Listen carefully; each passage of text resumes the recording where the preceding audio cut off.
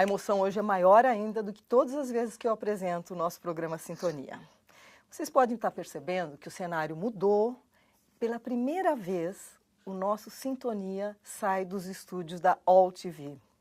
Porque era muito importante eu poder trazer a ele, esta tarde, uma pessoa que para mim é um expoente no Brasil. Tanto como CEO, como mundo corporativo, como administrativo e como gente que faz. Eu falo de uma querida, baixinha assim que nem eu, sabe? Chamada Luísa Helena Trajano. Depois que eu a conheci, eu passei a admirá-la mais e mais ainda. Ela não quer que eu fale muito, e eu não vou falar muito, mas a Luísa Helena, ela faz parte do Conselho Administrativo do Magazines Luiza, e foi uma das fundadoras do IDV, que é o Desenvolvimento do Varejo, Instituto para o Desenvolvimento do Varejo, uma entidade que ajudou a fundar e que engloba os maiores varejistas do país. Fora isso, ela faz parte de Conselho Administrativo, diretor do Comitê Organizador dos Jogos Olímpicos e Paraolímpicos. E eu tenho certeza que a chegada dela a esse comitê deve ter dado assim uma arrumada boa, porque em matéria de administração é com ela mesma. Eu queria agora que a Luísa Helena desse o seu boa tarde aos nossos internautas. Luísa, por favor. Boa tarde, pessoal. Desculpa que eu estou um pouco rouca, mas eu não podia falar com a Beth hoje. Então, estou um pouco fanhosa. Beth, prazer. Ô, Luísa, prazer em ainda bem que você não vai cantar hoje, né? Bom, primeiro eu não canto de jeito nenhum. Não mesmo? Ah, não, você cantou no ônibus que nós fomos pro Nordeste. Muito mal, muito mal. Não tenho esse talento seu. Imagina. E segundo, ainda mais rouca, que aí não sai nada Não mesmo. sai nada, né? Mas qual é a sua música preferida? Bom, eu gosto, depende de bastante, mas gosto muito de Luísa, né? Porque eu acho Luísa. que você toca e canta ela muito bem. Então você vai ter uma surpresa nesse programa. Obrigada. Luísa, me conta. Como é que as empresas podem incentivar o crescimento profissional de mulheres? Porque o que a gente percebe é que existe uma certa resistência. As mulheres no mesmo cargo ganham menos que os homens. E como é que você acha que isso pode ser administrado? Eu estou acostumando dizer que nada melhor do que uma coisa quando ela chega no seu tempo.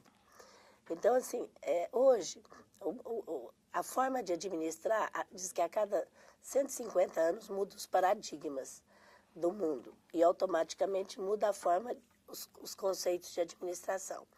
Hoje, nós passamos por uma grande transformação de poder, de quem vai ter o poder.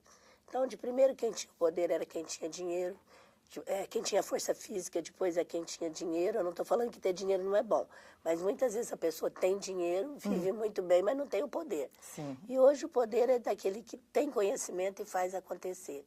Essas duas coisas misturadas exigem flexibilidade, capacidade de fazer muita coisa ao mesmo tempo, exige simplicidade, intuição. E a isso, para a mulher, foi permitido desenvolver. Então, chegou um pouco o nosso tempo. As lutas que tiveram até agora melhorou muito o papel da mulher e a gente tem que continuar melhorando. Mas o que eu quero dizer com isso? Que o perfil hoje de uma empresa de sucesso bate muito com o perfil que foi permitido a mulher desenvolver até agora, até porque ela não tinha o poder na mão, o poder da era mecânica.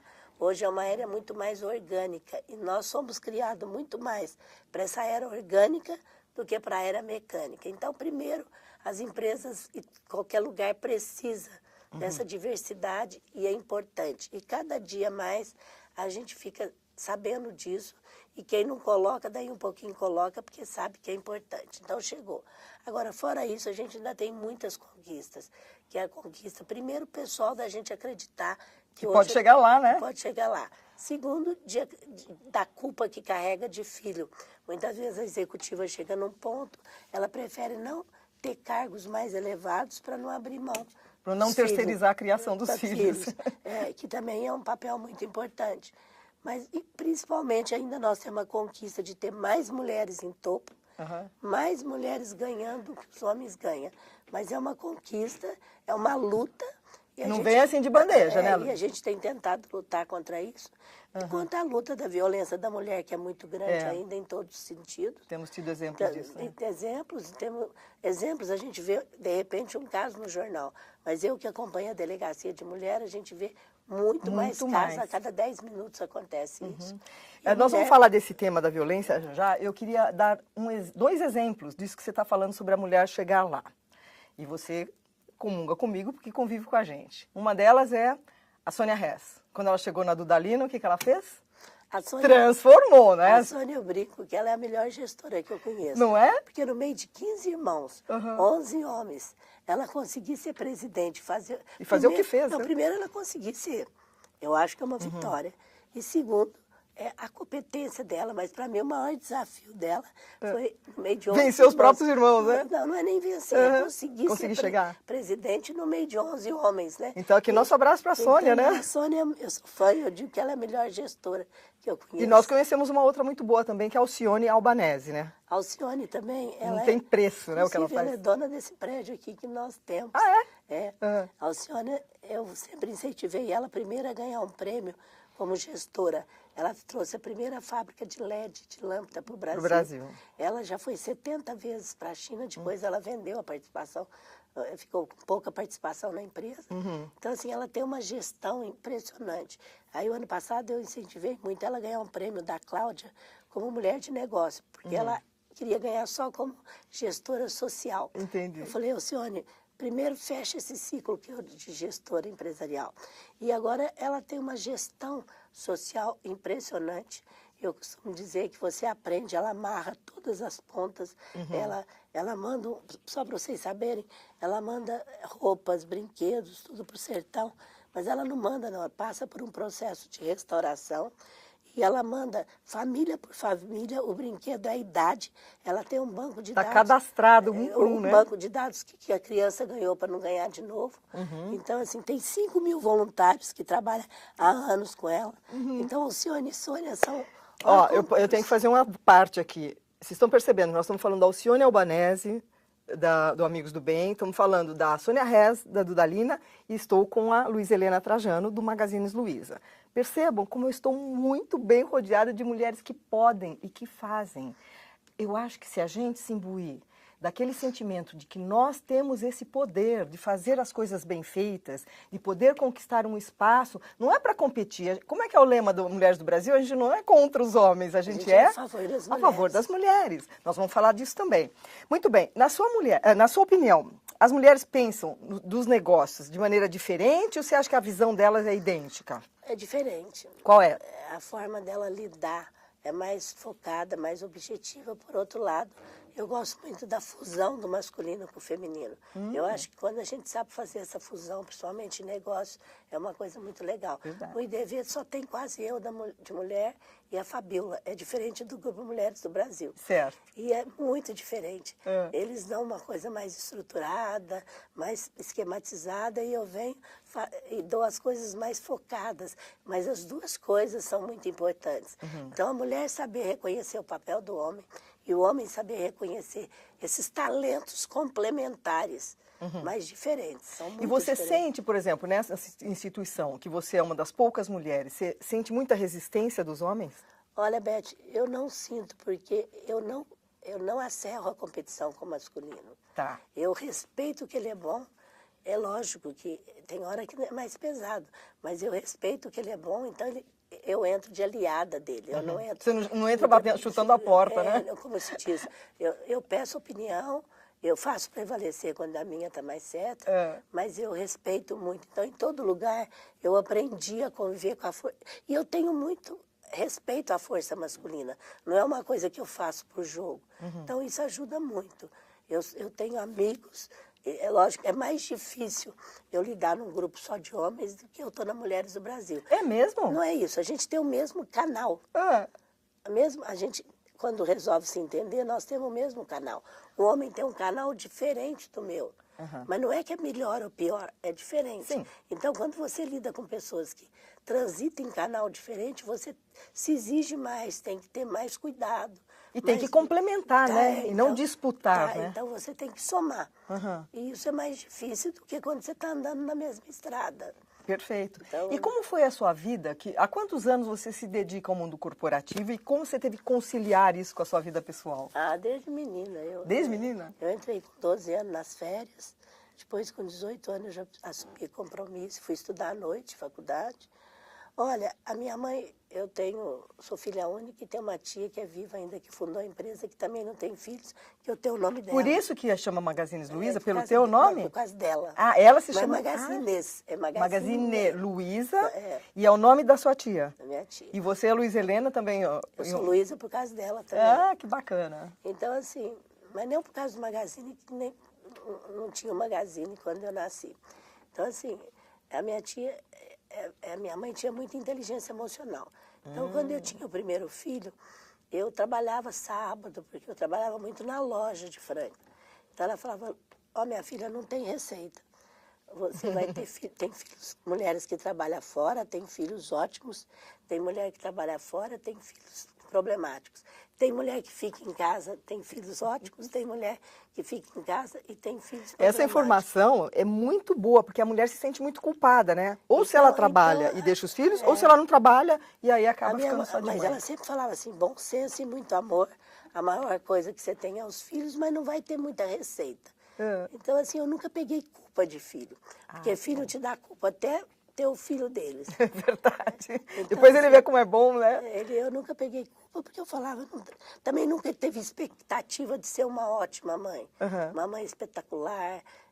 Quando me fala, você acertou, para mim é lucro. Já tá bom demais, né? Tá Diz bom. que quando a gente procura o ótimo, a gente não faz o bom. Não é isso. Tem que fazer o bom, pelo não é, menos. eu sempre procuro ser legal.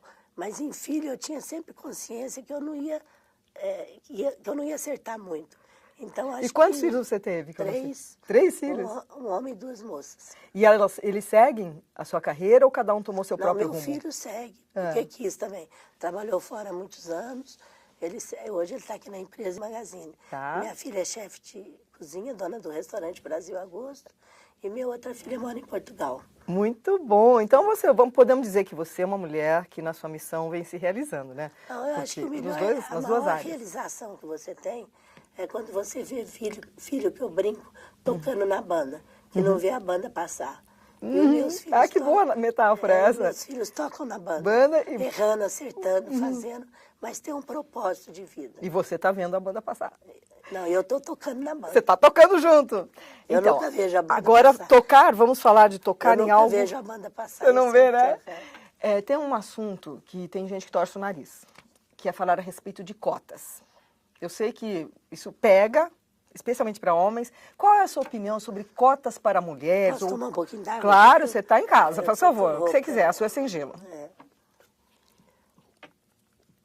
E olha sempre para a câmera, porque é bom você olhar nos olhos, as pessoas vão estar te ouvindo e pegando a sua... mais ou menos, né? Tem hora que eu olho para a câmera, tem hora Isso, que eu olho pra isso você. olha para mim também. Porque senão fica uma Claro. coisa meio forçada. Bom, eu convenço todo mundo de cotas.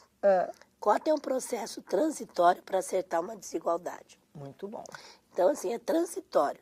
Hoje, a gente tem 7% em cotas de mulheres em conselho que estão na Bolsa. Eu nem estou defendendo a mim, porque eu vou estar sempre na Bolsa. Eu vou estar sempre em conselho, eu sou acionista. Certo. Se você tirar a família, vai para 2%. Nossa. Então, tem filhas, acionista. Isso está parado há mais de 10 anos. Sei. Para a gente ter 10%, 100 ou 15%, estudo feito pela Getúlio Vargas, sem ser da família, nós vamos levar mais de 100 anos. Não vamos nem estar aqui. Então, quer dizer, nem as netas e as bisnetas vão estar.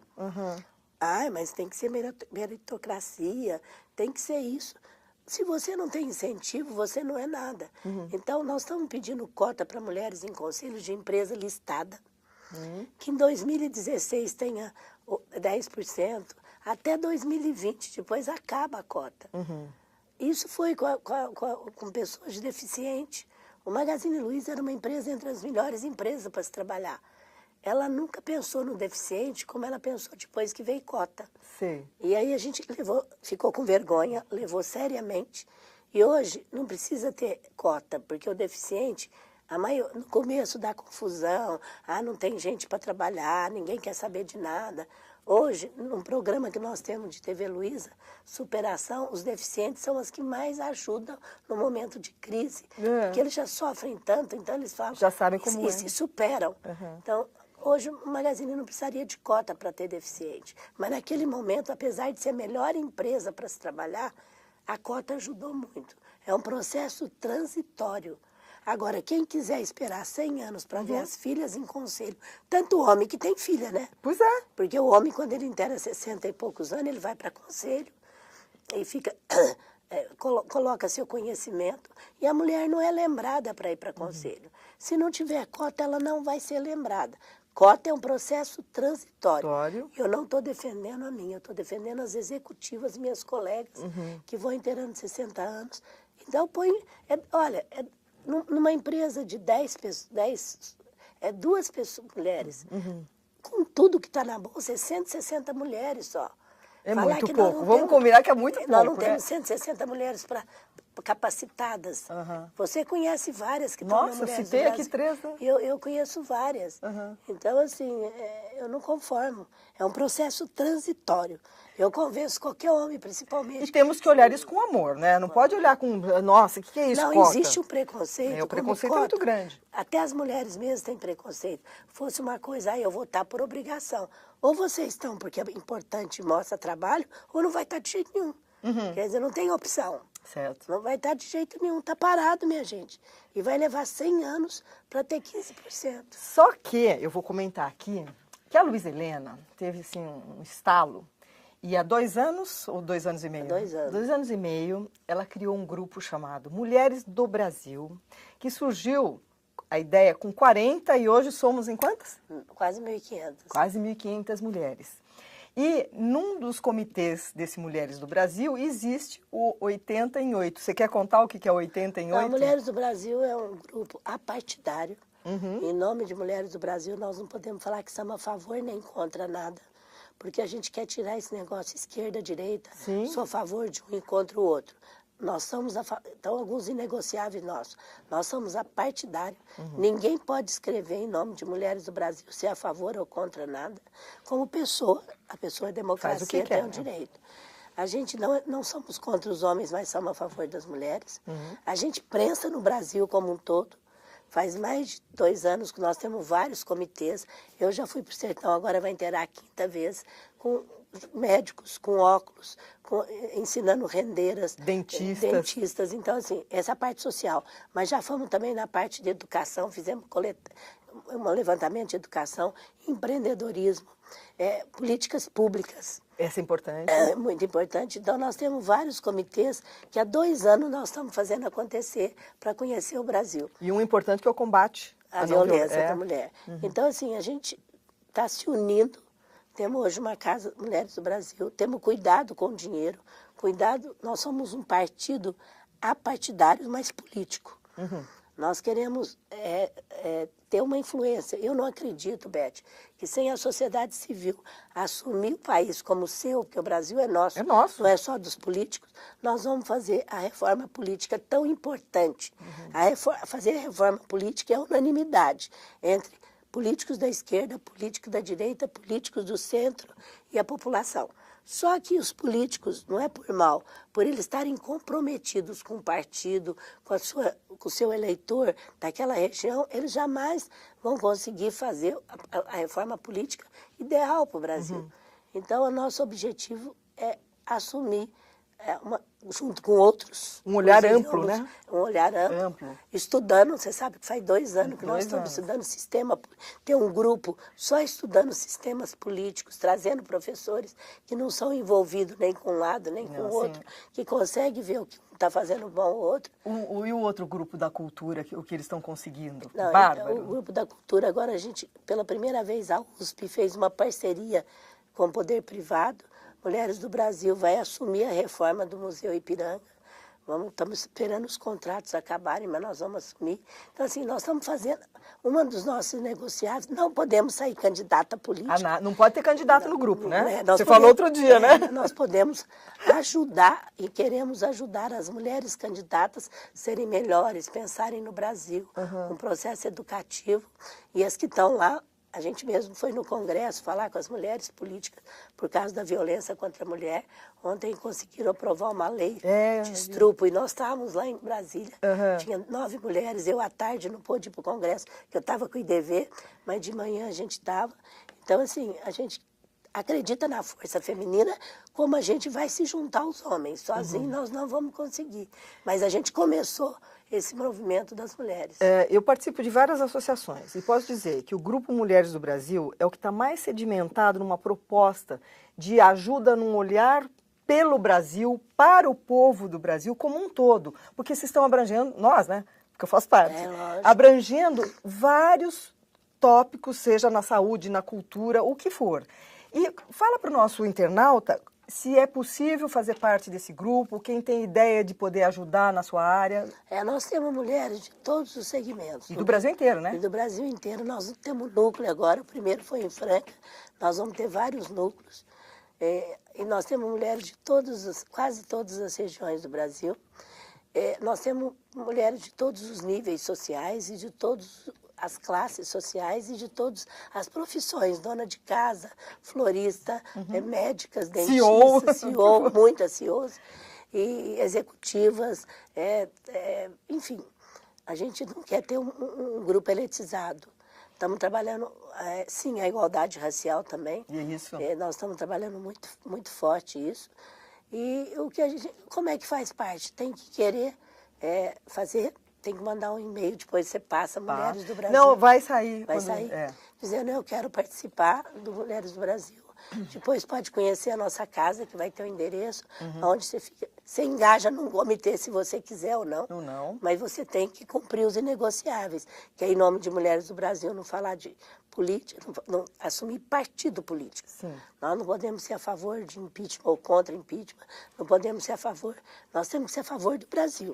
Se está indo bem, nós vamos ser a favor do Brasil. Se não está, nós temos que chegar lá e ajudar para ser a favor. É como a gente advogasse o Brasil. Exato. E eu gosto de uma frase assim, reclamar é fácil, não é? A outra inegociável não pode reclamar. Não pode reclamar. Quantas pessoas reclamam dia e noite? Se está chovendo, porque está chovendo, se está sol, porque está sol. E eu sou da opinião que reclamar, tudo bem, você pode pôr sua queixa, mas mais importante de qualquer outra coisa é você se engajar, você se propor a dar a sua contribuição. Olha, Beth, eu nem concordo que ponha a queixa. Eu acho que eu tenho que dar minha posição, mas junto... Mas colocar, né? Não, colocar minha posição, me colocar junto para resolver. Porque eu não conheço ninguém que venceu na vida que foi desanimado, que só reclamou. Tem que ser entusiasta. Eu não conheço. O entusiasmo é a presença de Deus na vida da gente. Ai, que lindo! Então, assim, muito lindo eu não conheço ninguém. Eu estou até procurando alguém que só reclamou, entusiasmou, que venceu na vida. Venceu. Uma coisa é a gente buscar os direitos que o brasileiro tem, buscar o meu direito, mas fazendo junto. Eu queria citar aqui uma frase do meu mentor, que foi o comandante Rolim. Você sabe que eu tenho na TAN, fiquei 20 anos com os meus músicos, deu 12 mil apresentações de música. E ele falava assim, não me venha com problema, não venha se queixar. Você chegue com uma solução para a coisa que você vai colocar. E não é certo? Eu brinco que a cabeça da gente, das minhas palestras, tem dois lados, problema e solução. E ela vai exercitando, igual ginástica, para você aprender a ter solução. Porque tem gente que tem 90% de problema e adora ter problema. Tem gente que olha... Se alimenta dele, né? A planta morre. Então, e quanto mais seu cérebro vai aumentando de problema, mais você precisa ter para sentir prazer. Então, é um músculo da resolução. Então, vamos trocar.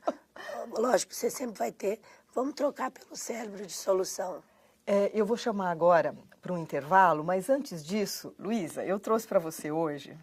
Outro dia eu toquei lá no nosso encontro. Lindo. Mas hoje eu trouxe num show que eu fiz na minha terra, que é Piracicaba. Você não percebeu que eu falo porta? É, igual eu mesmo. Não, então, nós falamos tudo assim, é lindo. Vamos combinar. Então, eu vou oferecer para a Luísa Helena Trajano, que eu tenho o prazer de estar aqui com ela hoje, uma canção que eu toquei recentemente num show em Piracicaba, no Museu do Engenho. E essa música, ela é composta pelo Tom Jobim, e, para mim, é uma das canções mais completas. Além da letra falando de Luísa, que é uma letra muito rica, ela tem harmonia e melodia. Vocês vão ouvir, nós vamos para o intervalinho e daqui a pouco a gente volta, porque tem mais informação para você, mulher, ou para você, homem, que quer nos olhar de maneira diferente. Vamos lá. Roda aí, por favor.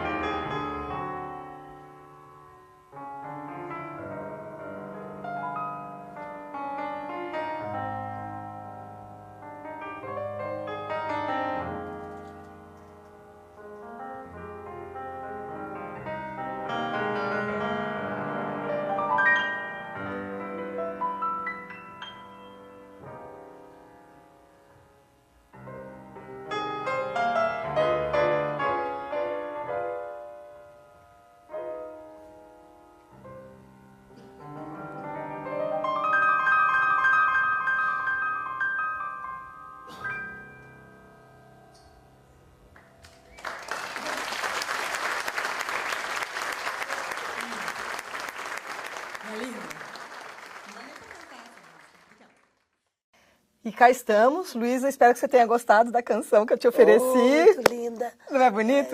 Aliás, não é a primeira vez que eu escuto você cantar. Eu tocar essa música, né? Aliás, você tocar a música.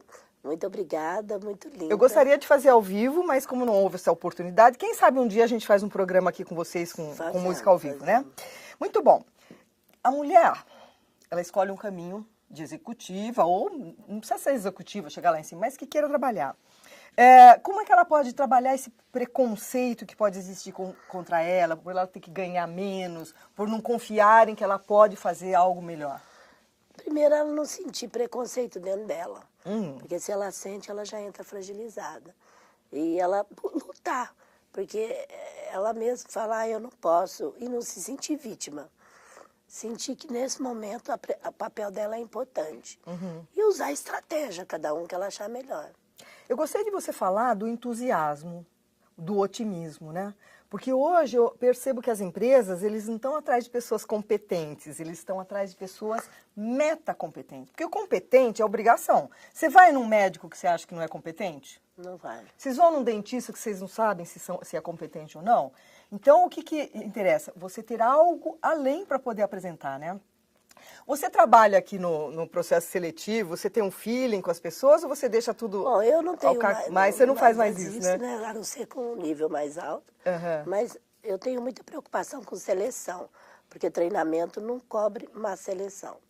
E eu fico perguntando muito como as pessoas fazem hoje, é impressionante. Desde a Apple, como a Whole Foods, as empresas mais bem-sucedidas mundialmente, elas estão buscando muito pessoas, porque o que você falou, que virou commodity, preço, qualidade, tudo é commodity. O que vai diferenciar é o atendimento, é a relação das pessoas. Por isso que pessoas passou a ser tão importante, apesar do desenvolvimento tecnológico. Sem dúvida. Porque ninguém achava que com o desenvolvimento da tecnologia, pessoas iam ser tão importantes. E ela passou por isso. Então, na realidade, na empresa a gente busca, e estamos trabalhando muito, a capacidade de servir. Esse ano e o ano passado eu dei muita palestra para a empresa de tecnologia. Aliás, quase todas. E o briefing geralmente era assim, o que vocês querem que eu falo? Luísa, fala sobre pessoas, sobre relacionamento, porque é o que vai fazer a diferença. Não que os outros não tenham. Você tem que ser competente, tem que ter um produto bom, mas isso é commodity. Cada vez mais as pessoas vão ter. O que você tem que fazer é o que vai diferenciar você do outro, o que vai diferenciar o seu programa do outro, a sua música da outra. Sem dúvida. E ao subir aqui, que eu cheguei, nunca tinha entrado aqui no Magazine Luiza. E eu já fui percebendo, assim, no sorriso das pessoas, no cumprimento, aqui a equipe, queria agradecer a simpatia a todos de vocês. Isso é muito importante. É porque nós temos uma regra de ouro. Qual é? Que está escrita no nosso crachá, em todo lugar. Faça aos outros o que eu gostaria que fizesse para você. Então, qualquer pessoa que chega, a gente trata como a gente gostaria de ser tratado. Lógico, tem hora que a gente erra, pede desculpa. Mas não é que a gente é humano, não quer dizer que todo mundo faz isso 24 horas. Mas pelo menos é o nosso farol. E não é muito mais fácil você conseguir algo através de um sorriso do que você tá com o carro... A tia Coaoki fala assim que... A tia que nós não citamos, né? A tia Coaoki, que também é uma ótima gestora. Minha amiga querida, ela fala que sorriso, bom dia, cordialidade não tem custo. Não tem custo, não tem de graça, né? Tem gente que economiza tanto nisso. Então economize aquilo que não tem custo, né? Pois é, né? Vamos falar um pouquinho de varejo?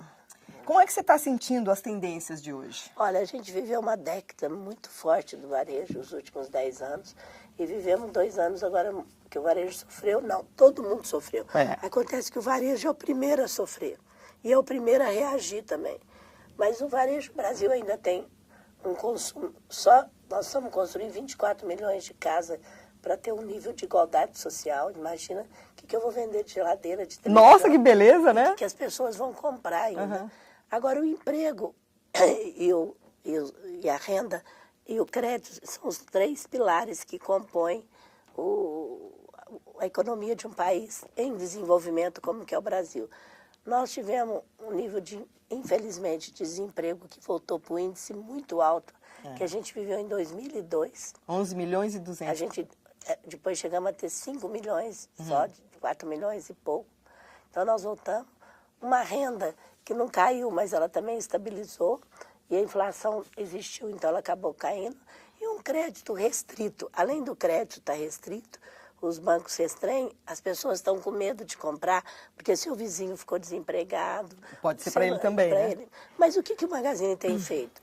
A gente tem buscado ânimo. O bolo é o mesmo, ou diminuiu, você tem que pegar o bolo do outro. Então, você tem que ser mais competente, a equipe tem que estar mais alinhada, tem que sair da depressão, porque o Brasil está vivendo uma depressão, que agora parece que começa a melhorar, porque nós juntamos com isso um resgate da ética, né? E isso tudo eu não sei se você pode concordar comigo, que ninguém sobe ao topo se não cair lá no fundo do poço. Você tem que ter onde dar o impulso. Do jeito que estava indo aquela patinação, ia continuar no plano, no limbo. Agora nós fomos ao fundo do poço e algo vai surgir de melhor, não vai? Agora tem que sair do ciclo. Você né? crê no Brasil, não crê, Luísa? Bom, eu sou apaixonada. O Magazine Luiza canta o hino nacional toda segunda-feira, nos 800 locais. Sério há 20 mesmo? anos. Que coisa mais linda de desenvolver o civismo, né? A cidadania. Há 20 anos, todos os locais cantam. Nossa, gente, isso é de emocionar, hein? Saber que tem uma empresa no Brasil, que a gente toda não semana começa toca nenhum evento sem o hino nacional. E tanto é que a minha filha foi fazer um resgate da cozinha brasileira. Eu não gosto nem de viajar para fora do país, eu adoro viajar aqui dentro. Puxa, mas é um exemplo isso, né? Eu sou apaixonada. E você, lógico, como uma empresa de eletrodoméstico, tudo isso que você atende, sentiu a crise. Não teve quem não sentiu. Agora nós estamos acostumados um pouco, nós crescemos na crise, então você tem que buscar oportunidade de crise. Os pontos são mais baratos, você renegocia aluguel, você consegue entrar numa cidade que até então você não conseguia. Você também tem que ver as oportunidades dessa crise. Você concorda comigo que toda situação tem perdas e ganhos? Lógico. Tem, não tem? Nem tudo que você vai fazer, você tudo, não tem só ganho. Por exemplo, nós estamos aqui hoje. Você deve ter um monte de coisa para trabalhar. Eu estou tomando 1 hora do tempo da Luísa. E eu vim também, deixei de fazer outras coisas. Tem a perda e tem o ganho. A gente tem só que saber escolher, né, Luísa? E saber os preços que paga para não ficar reclamando, né? Pois é. Porque quando você faz uma escolha, você vai ter preço a pagar. Se você não dá conta, não faça. Se você fez, você já sabe o preço, lida com aquilo melhor. Eu costumo falar na palestra da escolha, assim, a escolha não é só que seja boa para a pessoa, ela tem que olhar como aquilo vai reverberar ao seu redor. Adianta eu ter uma escolha que vai me fazer bem, mas vai ferrar meio mundo, não é mesmo? Não vai para frente também. Não vai para frente. Nossa, muito bom isso. Você encontrou, ao longo dessa sua trajetória, muita resistência por parte dos homens ou você encontrou por parte das mulheres também? Porque existe isso, né? A mulherada também dá uma brecada. As mulheres eu não encontrei, os homens assim, é aquilo que eu falei, ele tem caminhos diferentes, mas eu não sei se é porque eu tenho muito respeito. Você tem resistência normal, é aquilo que você falou, é preço. Você tem pontos de vista que os outros não concordam, você não é dona da verdade. Então, assim, não é que eu não tive nenhum problema, mas não assim, problema de resistência. É porque eu sou mulher. Porque se a mulher não vai te dar essa prerrogativa. Lógico que eu tive que lutar mais, eu tive que ser mais perfeita, eu tive que provar mais. Mas eu sabia que eu tinha que fazer isso. Então, não era uma coisa, aquilo que eu falei. Quando eu resolvi, eu sabia que o preço que eu ia pagar era... Isso aí era maior, mas em compensação tem outras vantagens. Ganhos, né? Porque o mais difícil da mulher é quando ela não assume o papel de mulher. Ela quer se tornar um pouco masculina. Um robô. Não sei se é roubar. Ela quer pegar o... Antigamente, para você ter sucesso, você não podia chorar, você não podia... Então, o feminino foi abafado. Hoje, a maior opinião que eu dou para as mulheres é não abra mão do seu feminino, do seu jeito feminino de ser. Perfeito. É isso que vai fazer a diferença. Luísa, e a mulher, Luísa? Você teve algum momento na sua trajetória, tanto como família, como corporativo, em que você quis jogar a toalha, desistir, chorou, entregou os pontos? Ou não houve esse momento na sua vida? Eu chorei e eu choro até hoje. Você chora até hoje? Mas que eu quis entregar a toalha, nunca. Nunca? Você nunca pensou em desistir de nada? Não, nunca. Mas assim, muitas vezes eu tenho muita fé também. Quando a coisa entra feio, eu tenho uma fé. Você se agarra na fé? Eu tenho uma fé muito, que me ajuda muito. Eu considero inviável viver sem fé. Eu não quero entrar porque eu respeito cada um. Claro. Eu digo que para mim, para nós, né, ela que ajudou cremos. muito. Não é nem... ela me ajudou, eu tenho coisa palpável dela me ajudar. Agora, cada um é cada um e cada um tem que acreditar naquilo que acha bom para si. Essa materialidade que vivemos hoje, esse consumismo todinho, inclusive a tecnologia, que eu não sou contra, sou super a favor, isso facilitou muito a vida. Ela vai lá na frente cobrar essa criançada que fica 5 horas no iPad Mas por os dia. pais hoje estão mais conscientes. Eles estão deixando só depois das 5. Minha filha, Tem por que ter exemplo, essa consciência. só deixa fim de semana. Meus netinhos me viam e falavam, vovó, dá o celular, dá o celular. Agora eles sabem que só pode fazer isso, não sabe. E como é que você é na tecnologia?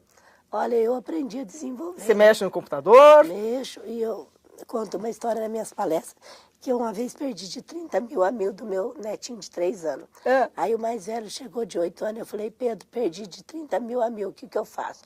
Ó, vovó, treine, sem parar. Treina e não desista. Ah, Aí eu olhei para ele e falou, não é assim que você faz? Aí eu resolvi pegar uma rede social, o Instagram.